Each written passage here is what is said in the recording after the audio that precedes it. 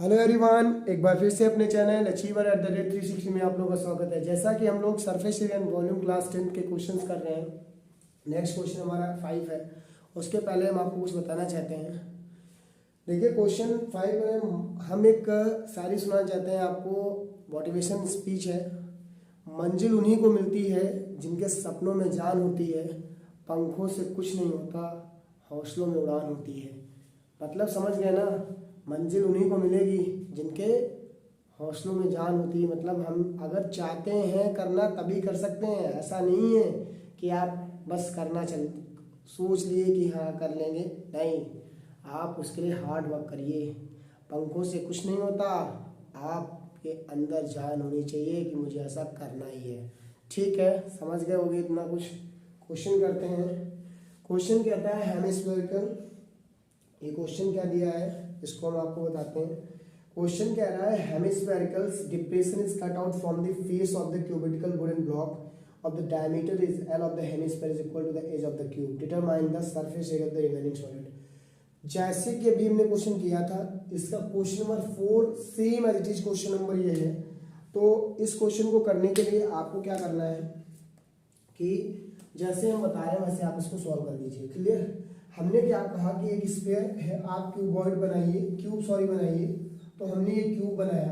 अब उन्होंने कहा इस क्यूब से एक फेस से हेमिस्फेरिकल डिप्रेशन हुआ है। तो हम अगर कहें हेमिस्फेरिकल एक ही फेस से होना है ना, तो कुछ इस टाइप से आप हेमिस्फीयर को कट कर लीजिए। मतलब हेमिस्फीयर की डिप्रेशन है तो आप ऊपर से भी हेमिस्फीयर अगर कट करना चाहते हो, कुछ डिप्रेशन ऐसे बना लो। मतलब किधर साइड से भी कर सकते हो, हेमिस्फेरिकल कटआउट। क्लियर? अब आपसे कहता है हेमिस्फीयर का डाया उतना है जो ये एल है, और वो एल उतना है जो इसकी साइड एल है। मतलब समझो डायमीटर, जिसे उस क्वेश्चन में हमको नहीं दिया गया था कि डाया कितना है, लेकिन उस क्वेश्चन में हमको डायमीटर दिया गया है कि हेमिस्फीयर का जो डाया है वो एल है और वही साइड है क्यूब की। हमसे पूछता है कि find the area of the remaining solid. तो देखो हमें गिवन में क्या दिया गया है, बेसिकली हमें वो लिखना चाहिए।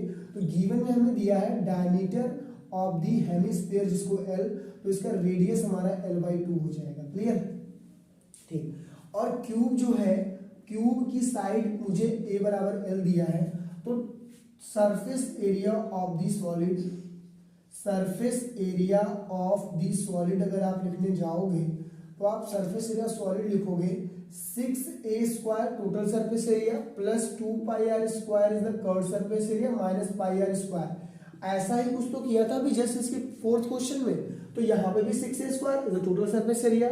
ये आपका क्या है, हेमिस्फीयर, तो 2πr²। और इसका बेस एरिया हमने क्या कहा था, दोबारा ना हो इसलिए मैं एक बार माइनस कर लिया। क्लियर? अब आप कहोगे 6a² प्लस का 2πr² से πr² गया तो πr² ही तो बचेगा। ठीक। तो देखो 6 इंटू ए की वैल्यू कितनी क्वेश्चन में एल है, तो एल का स्क्वायर कर लीजिए प्लस पाई, तो पाई रहने दीजिए, इंटू आर कितना l/2 ही तो दिया गया, तो l/2 का स्क्वायर कर लिया। क्लियर? 6l² प्लस ये डायमीटर था, ठीक है, l/2 कर लिया, तो l² अपॉन में कितना हो जाएगा 4। क्लियर हो गया? और यहाँ पे पाई भी रहेगा। अब अगर एलसीएम लोगे तो एलसीएम 4 ही तो आएगा।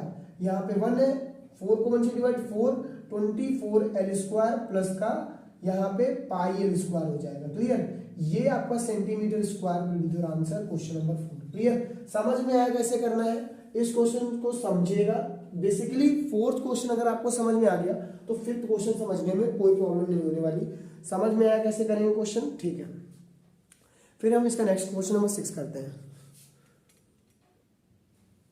तो देखो इस क्वेश्चन को कैसे करते हैं। क्वेश्चन नंबर ये आपका 4th दिया गया है, 6 क्वेश्चन है। देखो इस क्वेश्चन को करने के लिए हमने लिख दिया है, क्वेश्चन नंबर 6 है, सॉरी वहाँ 5 लिखा है। देखो क्वेश्चन कहता है medicine capsule in the shape of, diagram question में दिया गया था इसलिए हमने आपको डायग्राम बना दिया। क्वेश्चन कहता है medicine capsule in the shape of a cylinder with the hemispherical structure to each. आपने भाई कैप्सूल तो देखा होगा घरों में, आप जब भी खाते पीते हो तो कैप्सूल का तो यूज करते हो। दवाई जब बुखार होता है, तबीयत खराब हो जाती है तो क्या करते हो, डॉक्टर के पास जाते हो, डॉक्टर क्या देता है, कैप्सूल देता है कि लो इसको खा लेना। तो आपने कभी नोटिस किया है कैप्सूल के 2 एंड्स पे देखो कि हेमिस्फेरिकल एंड्स लगा होता है। इट मींस कुछ ऐसा, हम अगर देखें तो हेमिस्फेरिकल एंड्स इसके 2 स्ट्रक्स किए गए कुछ इस टाइप से। मतलब यहाँ पे एक हेमिस्फेयर लगाया, एक हेमिस्फेयर यहाँ। तो ये कहते हैं टोटल लेंथ ऑफ दी जो कैप्सूल है, इंटायर कैप्सूल इज 14 mm, और डाया दिया है total length of the capsule कितना है 14 mm और डाया है 5 mm। हमसे कहता है find the area of the solid. Clear. तो देखो यार हमसे ये कह रहा है ये हेमिस्फीयर, ये हेमिस्फीयर, हेमिस्फीयर हेमिस्फीयर मिलता है तो एक स्फीयर बनाता है, और यहां से यहां तक क्या है सिलेंडर है। इट मींस अगर हम टोटल हाइट कैलकुलेट कर लें, हमें गिवन क्या है पहले वो लिख लिया जाए। तो गिवन में हमसे बोलते हैं कि जो सिलेंडर है मतलब जो कैप्सूल है उसकी टोटल हाइट 14 है, तो रेडियस डायामीटर दिया गया है 5 mm, तो रेडियस आपका कितना हो जाएगा 5/2 mm ही तो होगा, और ये रेडियस जितना हेमिस्फीयर का होगा उतना ही सिलेंडर का भी होगा 5/2 mm, क्योंकि दोनों बराबर ही है भाई। ये बराबरी तो दोनों स्टेप्स एक ही इन पे तो हुए हैं। तो अगर ये पेन है, पेन का अगर ये अगर उतना है तो इस पर रखने वाला वो भी तो उतना ही आएगा रेडियस में, लगभग अप्रोक्सीमेटली एरर्स को हम नहीं कंसिडर करते, बट यहाँ पे उतना ही आने वाला है। यहाँ तक समझ में आई बात? सस्पेंस समझ में आया? क्या है पढ़ाई हो रही ना? नहीं हो रही तो हाथ मारूंगा। यहाँ से 5/2 mm, नेक्स्ट 14 mm ये है, 5 mm ये है। हमने कहा भाई एक बात बताओ, ये आपका 5/2 mm हो गया। अब आपको क्या करना है, हाइट ऑफ द कैप्सूल या हाइट ऑफ द सिलेंडर निकालना है। हाइट ऑफ द सिलेंडर मैंने कुछ आपको समझाया था, जो हेमिस्फीयर का रेडियस होगा, जो हेमिस्फीयर का रेडियस होगा वही उसका हाइट होगा। तो सिमिलरली इधर भी 5/2 होगा, 5/2 जोड़ोगे तो 5 ही तो होगा। इट मींस 14 से 5 mm माइनस करोगे तो 9 mm आएगा। कैसे किया समझ में आई कहानी भाई? इधर से 5/2 लोगे, 5/2 तो इधर से भी लोगे, दो स्टेप्स किए गए तो 5 9। अब देखो क्या करना है, आपको हाइट पता चले सिलेंडर की मतलब 9 mm है। अब हमें एरिया ऑफ द सॉलिड निकालना है, तो area of the solid, solid में आपको क्या क्या दिख रहा है, एक देखो हेमिस्फीयर हेमिस्फीयर मिलाकर के एक स्फीयर ही तो बनेगा, तो एरिया पे स्फीयर लगा लेंगे। और ये तो curved surface area of cylinder plus, या ऐसे भी लिख सकते हो 2 इंटू कितने हेमिस्फीयर 2, तो 2 into curved surface area of hemisphere, ऐसे भी लिख सकते हो, कोई प्रॉब्लम नहीं है क्योंकि हमने आपको हेमिस्फीयर के टर्म्स में बताया था हेमिस्फीयर। क्लियर। अब देखो curved surface of cylinder 2πr/h होती है plus 2 into curved surface area तुम्हें पढ़ाई थी 2πr² होती है। तो देखो 2 4πr², तो total surface area of the sphere भी तो 4πr² ही। तो देखो ना हमने क्या कहा, ये आधा मिलकर एक बन जाएगा ना, हम हाफ हाफ होकर भी एक हो जाते हैं। तो यही तो है यहाँ कंडीशंस। यहाँ आप क्या करोगे, आपको कॉमन क्या मिल रहा है 2π, तो 2πr कॉमन ले लेना, यहां से 2πr बाद h प्लस 2πr गया तो भी 2r बचा ना। अब वैल्यू पुट करना है, ये सही है ना, 2πr चला गया h प्लस 2πr गया, it mean 2r। Clear. 2 into pi की वैल्यू कितनी है 22/7 है, 22/7 रख दीजिए। रेडियस कितना क्वेश्चन में दिया गया है, रेडियस है 5/2, तो 5/2 रख दीजिए। ब्रैकेट h की वैल्यू कितनी है 9 प्लस 2 इंटू रेडियस की वैल्यू है 5/2, और 5/2 को 5/2 रख लो, कोई दिक्कत नहीं। यहां तक सबको समझ में, मैंने क्या किया, जहां पे समझ में ना आए भाई वहां पे कमेंट जरूर करना यार। नहीं आ रहा हम बार बार बताएंगे, चैप्टर को समझ में आना चाहिए। आपके एग्जाम में आते हैं क्वेश्चन, इसमें से 5 नंबर मतलब 4 नंबर के क्वेश्चन तो कंपलसरी आते हैं। क्लियर। तो देखो 2 से 2 कैंसिल आउट हो गया, ये 2 से ये 2 कैंसिल आउट हो गया, 22 इंटू 5/7 ब्रैकेट में 9 5 14 होता है ना, ये 7 से ये 7 2 जा 14। अब देखो 5 2 जा 10 ही तो हुआ, इट मीन्स मैं यहाँ पे कर दे रहा हूँ 22 इंटू 5 2 जा 10, यहाँ से कितना आ जाएगा 220 mm था ना, तो mm², the answer of this question. Clear, समझ में आया ना, कोई प्रॉब्लम तो नहीं? ठीक है, ये नोट हो गया। ठीक, ये नोट हो गया तो नेक्स्ट क्वेश्चन करते हैं। बात समझ में आ गई? ठीक, नेक्स्ट क्वेश्चन देखो, कहता गया है tent in the shape of, मैं यहाँ लिख रहा हूँ क्वेश्चन नंबर 7 है आपका। ठीक है, एक्सरसाइज 13.1 का क्वेश्चन चल रहा है। क्योंकि देखो यार क्वेश्चन का में कैलकुलेशन लगता है और टाइम जाता है, लेकिन आपको समझ में आना चाहिए। बेसिकली मेरा मोटिव ये है, 2 क्वेश्चन मैं अपलोड करूंगा, 2 ही बहुत है, बट आपको आना चाहिए समझने। क्वेश्चन कहता है tent in the shape of a cylinder mounted by a conical top. Tent in the shape of a cylinder surmounted by a conical top. देखो सिलेंडर आप बनाइए और सिलेंडर के ऊपर ही आपको रखना है एक ये यहाँ पे थोड़ा ऐसे करना है, समझदार तो वही समझ जाओगे, ये हो जाएगा। और इसके ऊपर आपको एक कोन बनाना है जो कि कुछ ऐसे रखा गया है इस टाइप से। मेरा थोड़ा आर्ट भाई अच्छी नहीं है, तो समझदार होगी कि आर्ट मेरी अच्छी नहीं है। क्लियर, ऐसे कर सकते हैं ना।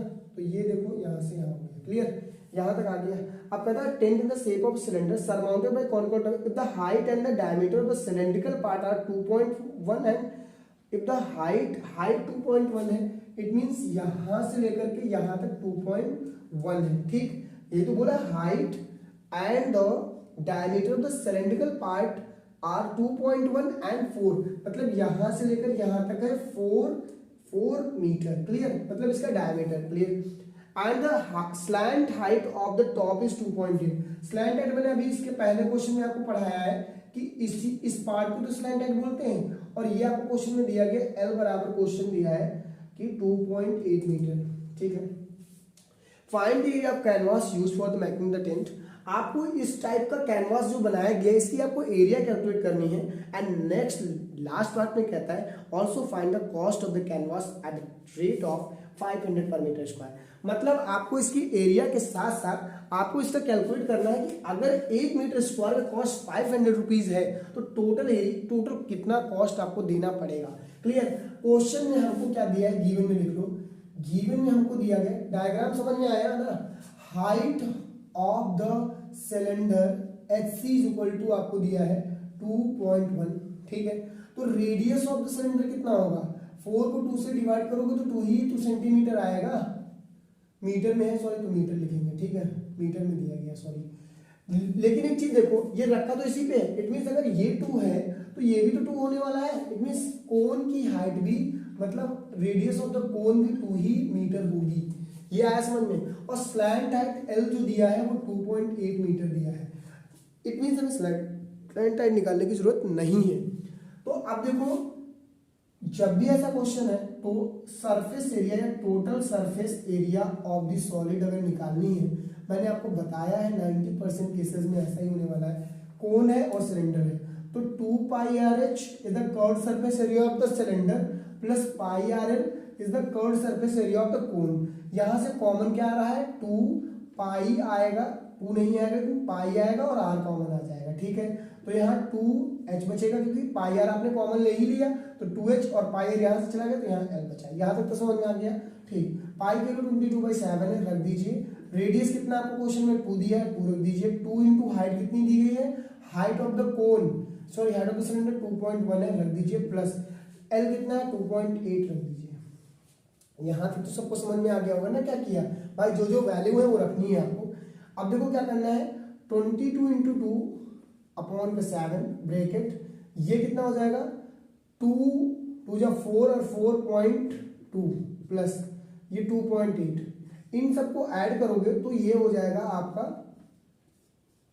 7 से 7 cancel out. It means 44 metre square is the area of this canvas. Clear, area of this canvas is the 44 metre square. अब हमें चाहिए, उस क्वेश्चन में ये कहता है कि 1 मीटर स्क्वायर का अगर कॉस्ट 500 रुपीज है तो total amount of the canvas कितना होगा अगर टेंट बनाना है। तो यहां मैं लिख दे रहा हूं total amount is equal to 44 into 500, क्योंकि भाई 1 मीटर स्क्वायर का अगर 500 तो 44 मीटर स्क्वायर का निकालना ना, मल्टीप्लाई आपको कराना है।